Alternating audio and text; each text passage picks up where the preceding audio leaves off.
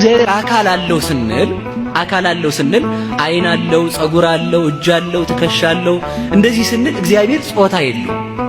ጾታ ለፍጥረታት የተሰጠ ስለሆነ አንቺ ስላሴ እንላለን፣ አንተ ስላሴ እንላለን። ለስላሴ ጾታ የላቸውም። እንኳን ለስላሴ ለመላእክት ጾታ የላቸውም። የወንድም የሴትም ጾታ የላቸውም። እንኳን ለመላእክት ለሰው ነፍስ የወንድም የሴትም ጾታ የላቸውም። ስለዚህ ምንድነው እግዚአብሔርን ረቂቅ አካል አለው። ያንን አካል አባ ሕርያቆስ ሲናገር ምን ይላል? አልቦቱ ለመለኮት የማን ወጸጋም፣ ለመለኮት ቀኝም ግራም የለውም።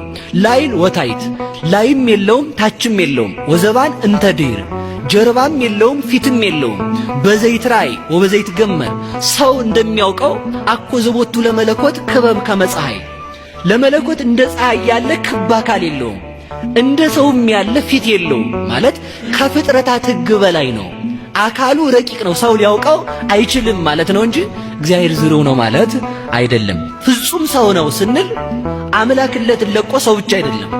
ፍጹም አምላክ ነው ስንል ደግሞ ሰውነቱ ጠፍቶ ወይንም ከሰውነቱ ተቀይሮ አምላክ ብቻ አይደለም። አንድ ነገር እናንሳ።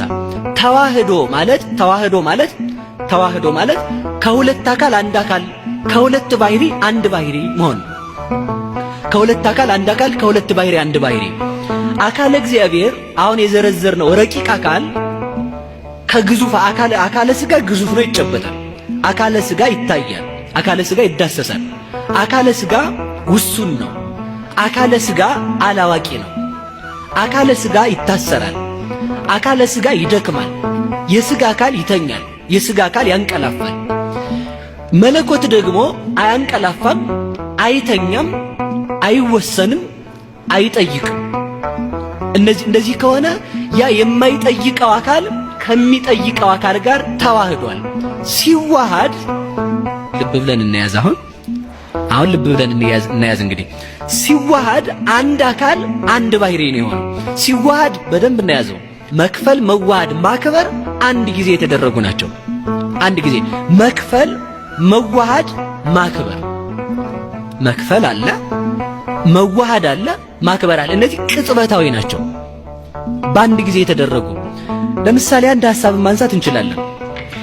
ሁላችንም እንደምናውቀው ሲከፈል መለኮት አካላዊ ቃል ስጋን ከፍሎ ነው የተዋሃደው።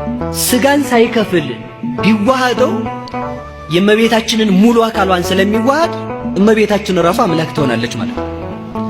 ከፈለው። ያንን ስጋ ከፍሎ ከእመቤታችን ከስጋዋ ስጋ ከነፍሷ ነፍስ ነስቶ ከፍሎ የዕለት ጽንስ ነው የሆነው። ያንን ሳይከፍል ከተዋሃደው እመቤታችን አምላክ ሆነች ማለት ነው።